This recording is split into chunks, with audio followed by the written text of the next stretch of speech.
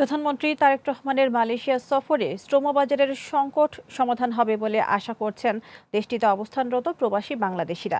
তারা বলছেন, দেশের অর্থনীতি শক্ত রাখতে হলে মালয়েশিয়ার শ্রমবাজারের বিকল্প নেই। আর শিক্ষার্থীরা বলছেন, দেশের শিক্ষা ব্যবস্থা এদেশে মূল্যায়ন করা হয় না, তাই ভালো চাকরির ক্ষেত্রে পিছিয়ে পড়ছেন তারা। আহসান হাবিবের রিপোর্ট। চীন, ভারত নাকি আমেরিকা, কোন দেশ প্রথম সফর করবেন প্রধানমন্ত্রী তারেক রহমান? এ নিয়ে ছিল নানা জল্পনা কল্পনা। অবশেষে মালয়েশিয়াকেই বেছে নিয়েছেন সরকার প্রধান। যদিও শ্রমবাজার, শিক্ষা ও ভিসা সহ নানা জটিলতা চলছে দেশটির সাথে। তাই শুধু কূটনৈতিক সৌজন্যতা নয়, বরং অর্থনৈতিক, শ্রমবাজার ও আঞ্চলিক সহযোগিতাকে সামনে রেখে সফরটি হবে বাংলাদেশের জন্য গুরুত্বপূর্ণ বার্তাও। বাংলাদেশ থেকে আসা শ্রমিকরা মালয়েশিয়ায় রেস্টুরেন্ট, ক্লিনার, বাগান ও কনস্ট্রাকশন সহ নানা সেক্টরে কাজ করেন। তবে দালালদের ভোগান্তিতে দেশ থেকে আসা এসব শ্রমিকরা নির্দিষ্ট কাজে যোগ দিতে পারেন না, শিকার হন প্রতারণার। প্রধানমন্ত্রীর এই সফর বহুদিনের অপেক্ষা, অনিশ্চয়তার ভিসা জটিলতা সমাধানে আবারও আশার আলো দেখছেন মালয়েশিয়ার কর্মসংস্থানের স্বপ্ন দেখা লাখো বাংলাদেশি। তারা বলছেন, দালাল চক্রকে বন্ধ করতে পারলে সংকট কমবে।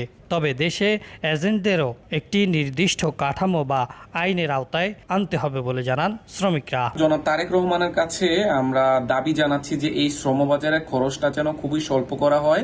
তবে শ্রমিকদের পাশাপাশি এখন মালয়েশিয়ায় পড়তে আসা শিক্ষার্থীরাও পড়েছেন মহা বিপদে। কয়েক লাখ টাকা খরচ করে পড়তে আসা শিক্ষার্থীরা পেরে উঠতে পারছেন না ভারত বা চীনের শিক্ষার্থীদের সাথে।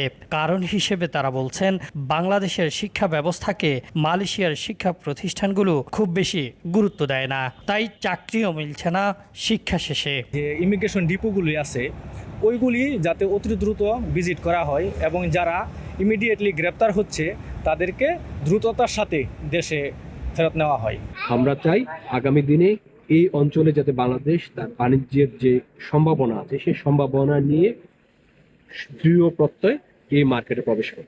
দুই সরকার প্রধানের মধ্যে হতে যাওয়া বৈঠকগুলোতে শ্রমবাজার সম্প্রসারণ, বিনিয়োগ বৃদ্ধি, বাণিজ্য সহযোগিতা এবং দ্বিপাক্ষিক সম্পর্ককে নতুন উচ্চতায় নেয়ার বিষয়গুলো গুরুত্ব পাবে বলে মনে করেন প্রবাসী বাংলাদেশিরা।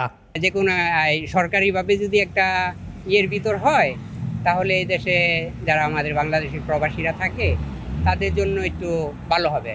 শুধু নতুন কর্মী পাঠানো নয়, দেশটিতে অবস্থানরত বাংলাদেশি কর্মীদের অধিকার, কর্মপরিবেশ এবং বৈধতার বিষয়েও গুরুত্ব পাবে বলে মনে করেন সংশ্লিষ্টরা। মালয়েশিয়ার প্রধানমন্ত্রী তারেক রহমানের সফরকে ঘিরে প্রবাসী বাংলাদেশিদের মধ্যে এক ধরনের আশার আলো রয়েছে। তারা বলছেন, দীর্ঘদিনের বন্ধ থাকা শ্রমবাজার আবারও বাংলাদেশের জনপ্রিয় প্রধানমন্ত্রী তারেক রহমানের হাত ধরেই উন্মুক্ত হবে।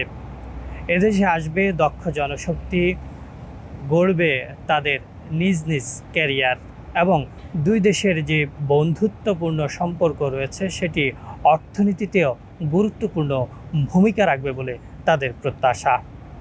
Ahsan Habib, green news, Kuala Lumpur, Malaysia.